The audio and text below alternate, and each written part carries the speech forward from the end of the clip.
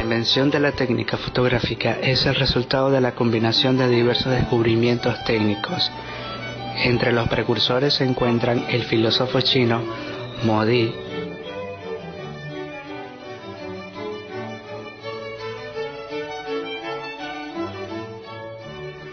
los griegos Aristóteles y Euclides, que descubrieron una cámara oscura en los siglos V y IV a.C.,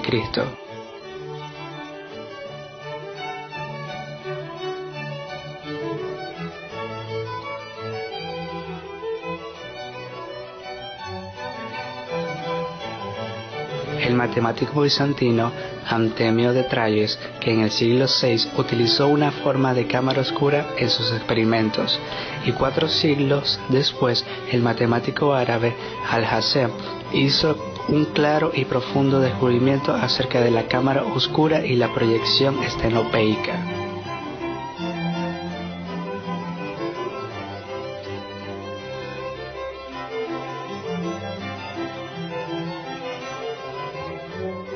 Los artistas de la época ya empleaban la cámara oscura como un recurso para reproducir imágenes.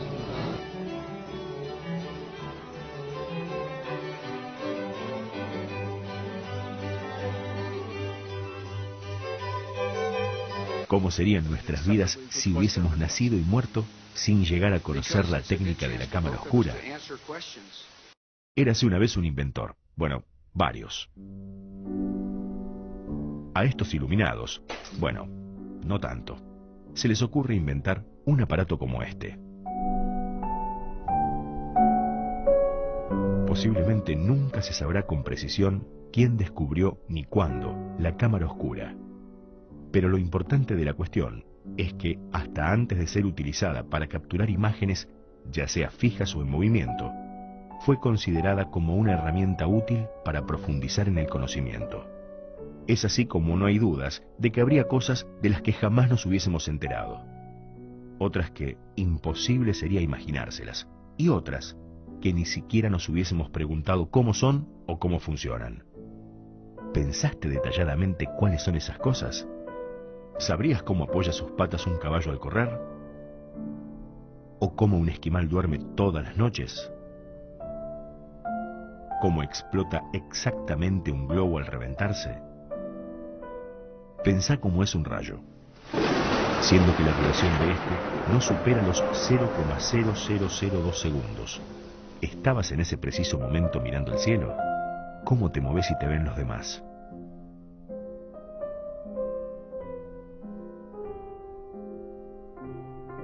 ¿O cómo harías para observar el cielo desde cerca?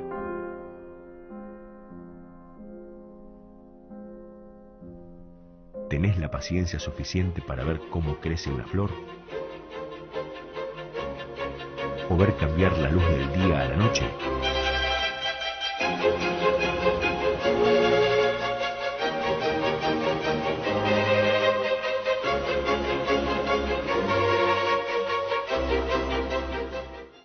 ¿Conocerías a tu cantante favorito o a la gente importante?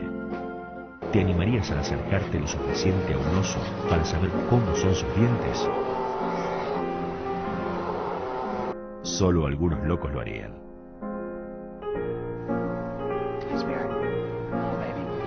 Las preguntas son miles y las respuestas están en imágenes.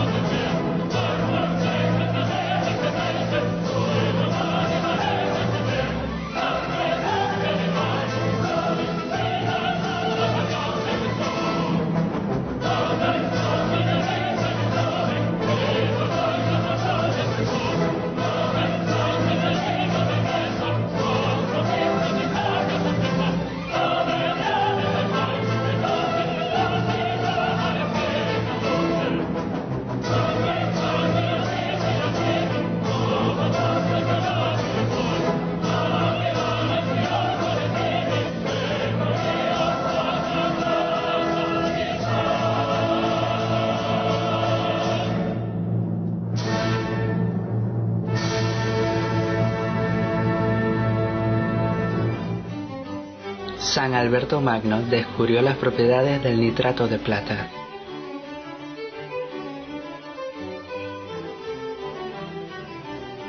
por Fabricius 1516-1571 las del cloruro de plata.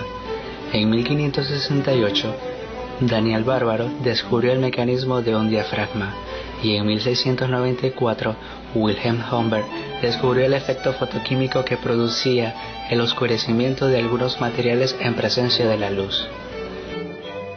En 1816, en un poblado francés cerca de París, Joseph Niepce se interesó en mejorar el nuevo arte de la litografía para poder hacer copias de obras de arte ya existentes, pero él necesitaba dibujos para hacer experimentos y Niepce no sabía dibujar ni una semilla.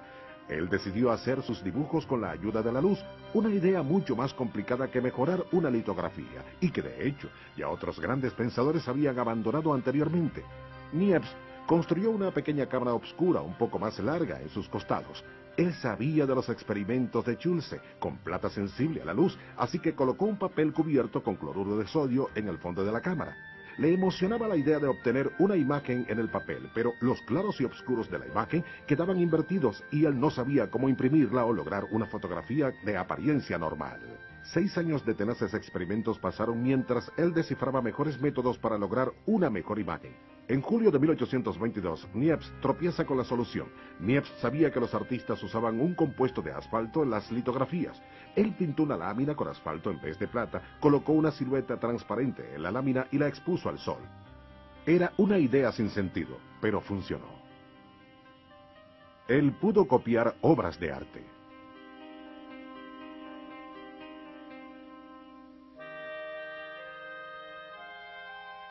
En el verano de 1826, un intento aún mejor vendría.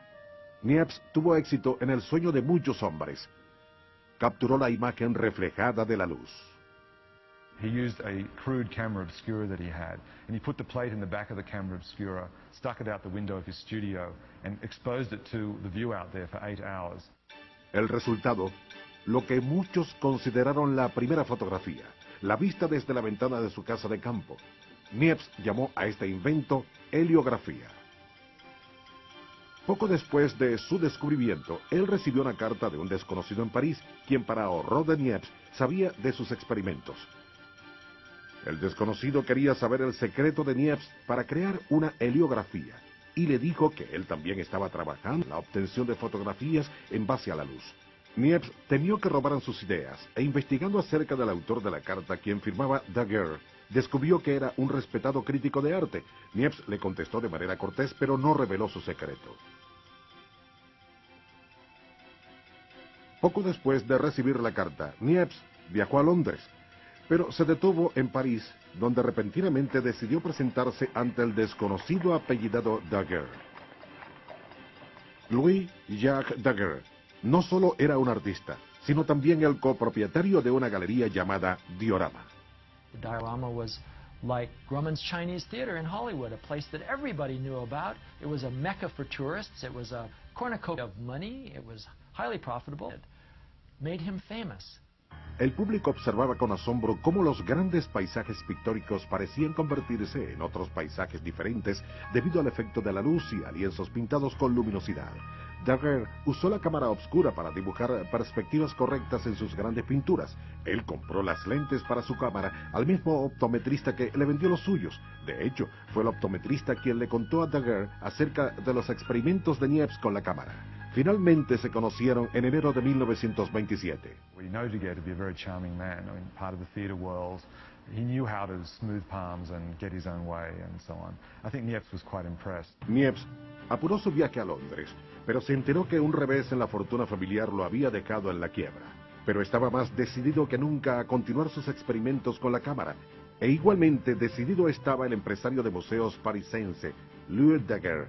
Pronto Niepce y Daguerre se asociarían en una carrera que terminaría en grandeza para uno y anonimato para el otro. La fotografía nace en un momento de tránsito de la sociedad preindustrial a la sociedad industrial, favorecida por las innovaciones técnicas de la época. También influyen en su nacimiento la filosofía positivista, que establece que cada elemento de la naturaleza debe ser probado empíricamente. La burguesía es la clase social dominante del momento, que utiliza el retrato como instrumento de autorrepresentación y afirmación de su ascenso social. El daguerrotipo consiste en la obtención de una imagen sobre una superficie de plata pulida. Para economizar, lo normal era que las placas fueran de cobre plateado, pues solo era necesario disponer de una cara plateada.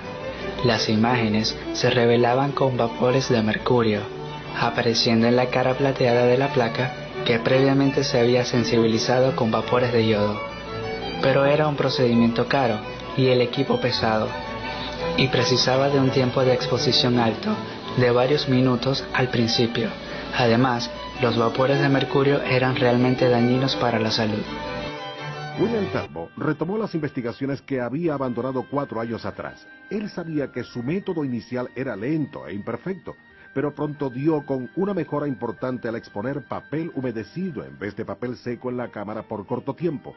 Él pudo obtener una imagen después del tratamiento con químicos en el papel.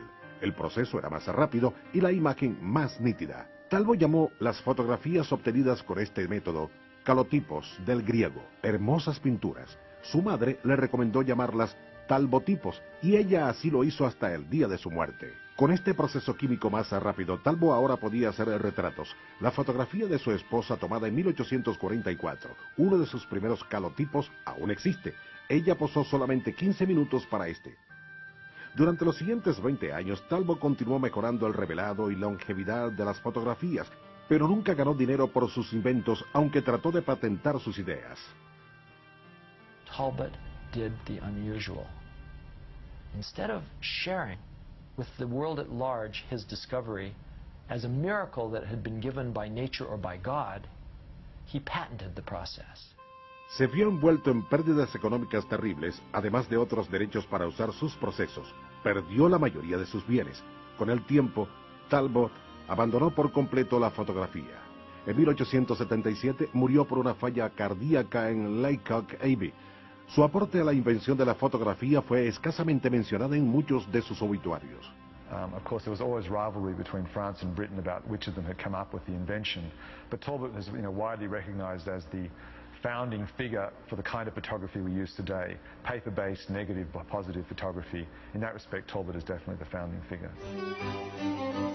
En 1842, el astrónomo y químico inglés Sir John Frederick William Herschel introduce el proceso llamado cianotipia. También fue el primero en aplicar los términos positivo y negativo a las imágenes fotográficas. En 1819, Herschel descubrió el poder solvente del hiposulfito de sodio en torno a las sales de plata insolubles, estableciendo un precedente a su utilización como un agente fijador en la fotografía. Informó a Talbot y Daguerre de sus descubrimientos en 1839 y que este podía ser utilizado para fijar imágenes en un modo permanente. Para mejorar la nitidez de las imágenes, evitando la rigurosidad del papel, en 1850, Blanquer Edward emplea el papel de albúmina. En estas copias a la albúmina, las fibras del papel están recubiertas por una capa de albúmina de huevo. Luego este papel se sensibiliza en nitrato de plata. El escultor inglés Frederick Scott Archer logró un avance tan significativo en la fotografía que muchos dejaron a un lado los daguerrotipos y calotipos para apoyarlo. Archer nombró este método collodium. Él cubrió una lámina de vidrio con un compuesto de goma y éter. Se podían realizar incontables reimpresiones de esta lámina y las imágenes eran de color rosado intenso. El método collodium prevalecería hasta 1880, cuando sería reemplazado por las láminas al seco. Pero a pesar de estos avances, la fotografía continuaba siendo una afición engorrosa y esquiva. The early chemistry was, for the most part, fairly toxic. People became ill, deranged, and otherwise sick from constant exposure to different kind of photographic processes and fumes. En 1871 nace el procedimiento de las placas secas al gelatino bromuro, que supone el empleo de una placa de vidrio sobre las que se extiende una solución de bromuro, agua y gelatina sensibilizada con nitrato de plata. que ya no necesita mantener húmeda la placa en todo momento. Se rebaja el tiempo de exposición a 1/4 de segundo, lo que permite posteriormente acercarse al concepto de instantánea fotográfica. Pero las placas al gelatina bromuro solamente triunfaron después de 1880. En 1888, George Eastman lanza la cámara Kodak. Su gran éxito comercial fue la introducción en el mercado del carrete de película fotográfica, lo que provocó la progresiva sustitución de las placas de vidrio. En 1807, la fábrica Lumière comercializa la fotografía en color. Son diapositivas o transparencias en vidrio conocidas como placas autocromas. En 1931 se inventa el flash electrónico, que se utiliza sobre todo cuando la luz existente no es suficiente para tomar la fotografía con una exposición determinada. El flash es una fuente de luz intensa que generalmente abarca poco espacio y es transportable. En 1948 nace la fotografía instantánea de Polaroid, que es una cámara que revelaba y positivaba la imagen en tan solo 60 segundos. Finalmente, en 1990 comienza la digitalización del ámbito fotográfico. Las imágenes son capturadas por un sensor electrónico que dispone de múltiples unidades fotosensibles y desde allí se archivan en otro elemento electrónico que constituye la memoria.